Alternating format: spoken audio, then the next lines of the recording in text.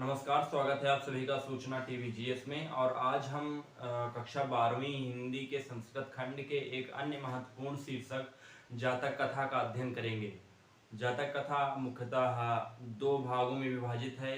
पहला उल्लूक जातकम और दूसरा नृत्य जातकम। उल्लूक जातकम में उल्लू के राजा बनाए से संबंधित कुछ कहानी है, और जबकि नृत्य जातकम में मयूर के वर के रूप में चुनने से संबंधित एक कहानी है। यह पाठ मुख्यतः जातक कथा नामक ग्रंथ से लिया गया है। और बौद्ध ग्रंथों के अनुसार भगवान बुद्ध की, जो कि बौद्ध धर्म के संस्थापक थे, उनके करीब बौद्ध धर्म जो उनका वास्तविक जीवन था, उनसे पहले लगभग 550 अन्य जन्मों से वो गुजर चुके थे। इन्हीं सारे जन्मों की कथा, उनकी सारे जन्मों की कथा जातक कथा में संग्रहित है, जिससे कि यह पाठ लिया गया है। तो चलिए शुरू कर लो। जातक की कथा। अतीते प्रथम कल्पे जनः एकाभिरूपं सौभाग्य प्राप्तं सर्वकार्य परिपूर्णं पुरुषं राजानुकुर्वन्। अतीते प्रथम कल्पे अर्थात अतीत में प्रथम कल्प में अर्थात पृथ्वी के निर्माण के प्रथम कल्प में जनः एकाभिरूपम एक सुंदर और रूपवान, सौभाग्य प्राप्तम सौभाग्यशाली, सर्वकार्य परिपूर्णम पुरुषम राजानुकुर्वन् सभी कार्यों के लिए उचित जो हो अर्थात सभी कार्यों सभी तरह से परिपूर्ण पुरुष को राजा बनाया। प्राचीन काल में प्रथम कल्प में सभी जना अर्थात लोगों ने मिल करके एक सुंदर, सौभाग्यशाली और सभी कार्यों के लिए परिपूर्ण पुरुष को राजा बनाया। आगे है चतुष्पादः अपि सन्निपात्य एकम सिंहम राजाम कुर्वन्। चतुष्पादः अर्थात चौपाए जो चार पैरों पर चलते हैं, अपि भी चतुष्पादः अपि अर्थात चौपाए भी, सन्निपत्य एकत्रित होकर, एकम सिंहम एक शेर को, राजाम कुर्वन् राजा बनाया। अर्थात चौपाए अपना राजा किसे बनाए? सिंह अर्थात शेर को। ततः शकुनिगणः हिमोत प्रदेशे एकस्मिन् पाषाणे सन्निपत्य मनुष्येषु राजा प्रज्ञायते च चतुष्पादेषु च। ततः तब शकुनिगणः अर्थात पक्षीगण अर्थात सारे पक्षी मिलकर के हिमवत प्रदेश से हिमालय प्रदेश में एकस्मिन् पाषाणे सन्निपत्य एकस्मिन् एक पाषाणे अर्थात पत्थर बड़े पत्थर के सन्निपत्य एकत्रित होकर मनुष्येषु राजा मनुष्यों में राजा है, प्रज्ञायते प्रजा है, तथा चतुष्पादेषु च और चौपायों में भी, अस्माकं पुरंतरे राजा नास्ति हमारे बीच कोई राजा नहीं है, अराजके वासो नाम न वर्तते बिना राजा के रहना ठीक नहीं है, एको राजस्थानम स्थापित्व इति उक्तवन्तः किसी एक को राजा के स्थान पर नियुक्त किया जाए, यह सबने मिलकर के कहा। अथ ते परस्परम अवलोकयन्तः एकम लोकम दृष्टवम अयम न रोचते इत्यमुवचत। अतः ते अंत में वे सब परस्परम अवलोकयन्तः एक दूसरे को देखकर, एकम लोकम दृष्टवा एक उल्लू को देख करके, अयम नो रोचते इत्यमुचयत यह मुझे पसंद है, यह सभी ने मिलकर के कहा। अब आगे देखिए। अथैकः शकुनी सर्वेषां मध्य दशय ग्रहणार्थ त्रिकुत्व आश्रवतः। अथ इस प्रकार से जो पक्षी थे उनके सभी के मध्य से, सर्वेषां सभी के मध्य से, मध्य दास्य ग्रहणार्थम त्रिकुत्व आश्रितवान 3 बार यह आवाज़ आई, क्या आई? अयम न रोचते यह मुझे पसंद है, यह मुझे पसंद है, उल्लू को राजा बनाने के लिए। आगे है तथा एकः काकः उत्थाय तिष्ठवत् तभी एक कौवा, काक अर्थात कौवा उठ कर के बैठा और बोला, अस्य तस्मिन् राज्याभिषेक काले एवं रूपं मुखं क्रुद्धस्य च कीदृशं भविष्यति। अस्य अर्थात इसका एतस्मिन् अभी राज्याभिषेक काले राज्य अभिषेक के समय एवं रूपम मुखम यह रूप और मुख है क्रुद्धस्य च कीदृशं भविष्यति तो सोचो भला क्रोध के समय क्या स्थिति होगी। अनेन ही क्रुद्धम अवलोकयन्तः वयं तप्तकडाहे प्रक्षिप्तस्थिला इव तत्रयो धमस्यामः। अनेन ही क्रुद्धेन, अनेन अर्थात क्रोध में अनेन ही क्रुद्धेन अर्थात क्रोध में अनेन ही देख करके अवलोकतः हम इसे क्रोध में, अनेन मतलब हम सब, ही क्रुद्धेन अवलोकतः क्रोध में इसे देख करके ही वयम तप्त कटाहे प्रक्षिप्तस्थिलाः हम ऐसा महसूस करेंगे, इसे क्रोध में केवल देखकर ऐसा महसूस करेंगे जैसे हमें जलती हुई कड़ाही में डाल दिया गया हो। इव तत्र तत्रयो धमस्यामः यह कह कर के वह कहा कि मतलब ये क्रोध में तो इसे देख करके हम ऐसा महसूस करेंगे जैसे हम किसी जलती हुई कड़ाही में डाल दिए गए हों। अब आगे है, मतलब धमस्यामा का मतलब है जैसे तत्रयो जल जाएंगे। कैसे जल जाएंगे? जैसे एक जलती हुई कड़ाही में हमें डाल दिया गया हो, इसके क्रोध को देख करके केवल। ईदृशो राजा मोहम न रोचते इत्याह इस तरह का राजा मुझे अच्छा नहीं लगता। यह कहा, किसने कहा? कौवे ने कहा। न मे रोचतम भद्रम व उलूकस्य अभिसेचनम अक्रुद्धस्य मुखम पश्य कथम क्रुद्धम भविष्यति। न मे रोचते मुझे नहीं पसंद है, भद्रम वह यह इसका स्वभाव जो कि बिल्कुल अभद्र है। भद्र अर्थात अच्छा या शिष्टाचारपूर्ण, और अभद्र अर्थात अशिष्ट व्यवहार इसका बिल्कुल भी पसंद नहीं है। और मुझे उलूकस्य अभिषेचनम ये उल्लू का राज्याभिषेक बिल्कुल भी पसंद नहीं है। अक्रुद्धस्य मुख्यम जब बिना क्रोध के ही इसका मुख देखने में ऐसा लग रहा है तो भला बताओ कथम क्रुद्धो भविष्यति भला बताओ क्रोध के समय क्या स्थिति होगी। आगे है सह उक्त्वा मोहम न रोचते यह कहकर कि मुझे नहीं पसंद है, मोहम न रोचते मुझे नहीं पसंद है, इति विरुक्त आकाशे उत्पत मुझे नहीं पसंद है, मुझे नहीं पसंद है, मुझे नहीं पसंद है यह कहकर के वह कौवा आकाश में उड़ गया। उलोको अपि उत्थाय एनम बधावत तत् आरभ्यते अन्वय वैरिणो जातः। उलूक अर्थात उल्लू भी उड़ कर के उसका पीछा करने लगा, और तत् आरभ्य तब से ही, तय अन्यन वैरिणो जाता एक दूसरे के क्या हैं? वैरी हैं अर्थात शत्रु हैं। शकुनयः अपि सुवर्ण राजहंसम कृत्वा अगमन और सुवर्ण राजहंस को सभी शकुनः अर्थात पक्षी मिलकर के राजा अपना बना लिया। आगे है नृत्य जातकम।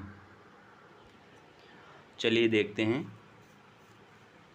अतीते प्रथम कल्पे चतुष्पादः सिंहम राजाम कुर्वन्। अतीते प्रथम कल्पे अर्थात प्रथम कल्प में पृथ्वी के निर्माण के समय, बहुत प्राचीन समय में चतुष्पायों में मिलकर के सिंह को राजा बनाया। मत्स्याम आनंद मत्स्य शकुनम सुवर्ण हंसम मछलियों में आनंद मछली और पक्षियों में सुवर्ण हंस को राजा बनाया गया। तस्य पुनः सुवर्ण राजहंसस्य दुहिताम हंसपोतिका अतीव रूपवती आसीत। और फिर जो सुवर्ण राजहंस की दुहिता अर्थात पुत्री हंसपोतिका थी वह अतीव रूपवती आसीत, वह बहुत ही सुंदर और रूपवान थी। सह य वरदाम यत सह आत्मनो निश्चितरो स्वामी वृणयत इति। और सह अर्थात उसने सुवर्ण राजहंस ने उसे वरदान दिया कि वह आत्मनिश्चितरुतम स्वामिनं वृणयात इति, वह अपने स्वामी अर्थात पति का निर्धारण स्वयं करे। आगे है हंसराजः तस्य वरं दत्त्वा हिमवती शकुनी संघे सन्न्यपत। हंसराज ने उसे वर देकर के हिमवती शकुनी संघे सन्न्यपत अर्थात हिमालय प्रदेश में सभी पक्षियों को एकत्र किया।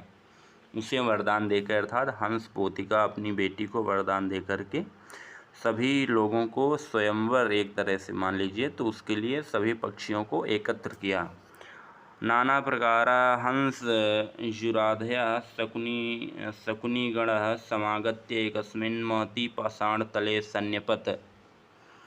नाना प्रकार अर्थात बहुत सारे भिन्न भिन्न प्रकार के हंस युगराधयः हंस कुमार हंस राजकुमार शकुनिगणः पक्षीगण समागत्य आकर के एकस्मिन् महती पाषाण तले सन्निपतन एक आगत्य अर्थात आकर के एकस्मिन् अर्थात एक महती अर्थात बड़े पाषाण तले अर्थात कि पत्थर के नीचे कह लीजिए या पत्थर के आसपास पत्थर की छाया के नीचे सन्निपतन इकट्ठे हुए सभी नाना प्रकार के हंस कुमार और पक्षी हिमालय प्रदेश में एक बड़े पत्थर के पास आकर के इकट्ठे हुए।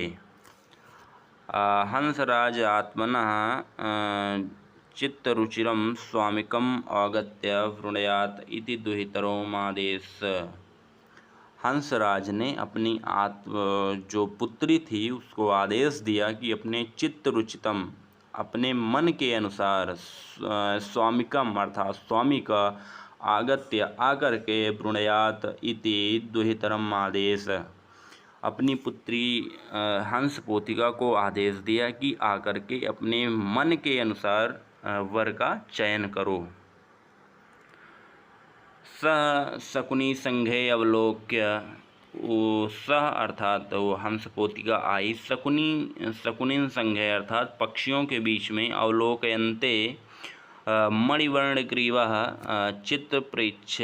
चित्प्रेक्षणं मयूरं दृष्ट्वा।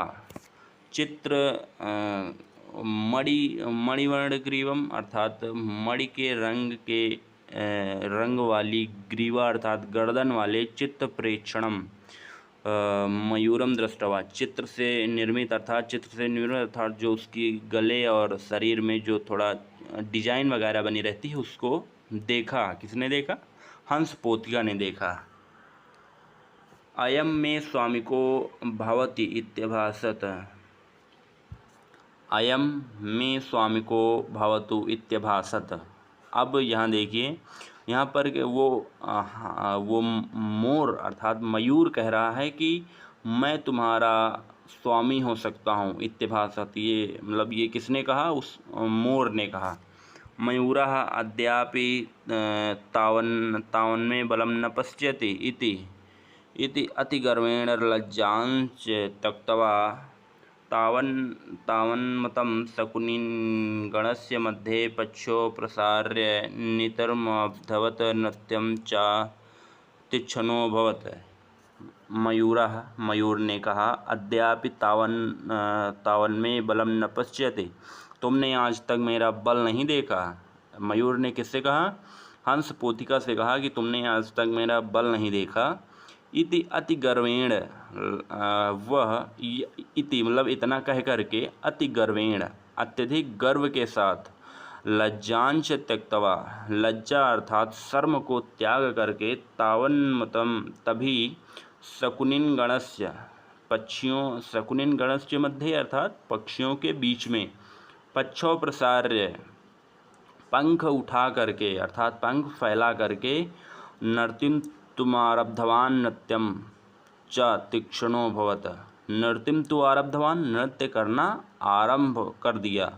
च और तीक्ष्णो भवत अर्थात निर्वस्त्र हो गया या वस्त्रहीन हो गया या कहिए नंगा हो गया। पूरे का अगर एक बार से फिर से देखा जाए तो मयूर ने हंस पोतिका से कहा कि तुमने आज तक मेरा बल नहीं देखा और अति गर्व से लज्जा को त्याग कर उसने पंख उठा करके पक्षियों के मध्य में नाचना आरंभ कर दिया और देखते ही देखते वह निर्वस्त्र हो गया, नंगा हो गया। आगे है सुवर्ण राजहंस लज्जितः अस्य नैव हि अस्ति न बृहतं समुत्थे लज्जा। सुवर्ण राजहंस लज्जित हो गया और कुछ नाराज भी हो गया। अस्य नैव हि अस्ति न बृहत् समुत्थे लज्जा, इसे लज्जा नहीं आती है सभी के सामने अपने पंख उठाने में। नास्मय गणपात्र च दुहितम दस्याम एकत्व। नास्मय ना और मैं को जोड़ करके बना है कि मैं गतत्र प्राप्य सह दुहितरम दस्यम एकत्रित, मैं इसे अपनी पुत्री नहीं दूंगा, यह हंसराज ने कहा। हंसराज ने कहा कि मैं इसे अपने पंख उठाने में बिल्कुल भी लज्जा नहीं आती है, मैं इसे अपनी पुत्री नहीं दूंगा। तो आगे क्या होता है, हंसराजा तदैव परिसन्मध्ये आत्मना भगिनेनाय हंसपोतिकाय दुहितरमुदात। हंसराज तदैव तब परिषदमध्ये उसी परिषद मध्य अर्थात सभा के बीच में, हंसराज उसी सभा के बीच में आत्मना अपनी पुत्री को भगिने नाय का मतलब अपनी बहन के लड़के को अर्थात भांजे को हंसपोतिकाय दुहितरम दात, मतलब अपने भांजे को हंसपोतिका दे दी अर्थात हंसपोतिका के साथ उसका विवाह कर दिया। मयूरो हंसपोतिकाम प्राप्य लज्जितः। मयूरो हंसपोतिकाम प्राप्य लज्जितः, मयूर हंसपोतिका को प्राप्त न कर सका, इस पर वह लज्जित हुआ। और आगे क्या है, तस्मात् स्थानं पलायितुं हंसराजोऽपि हृष्टमानस स्वगृहम् अगच्छत्। और मयूर हंसपोतिका को प्राप्त ना कर सका इसलिए वह लज्जित हुआ और तस्मात् स्थानात् उस स्थान से पलायन कर गया, अर्थात मयूर लज्जित हुआ और उस स्थान से पलायन कर गया अर्थात वहाँ से चला गया।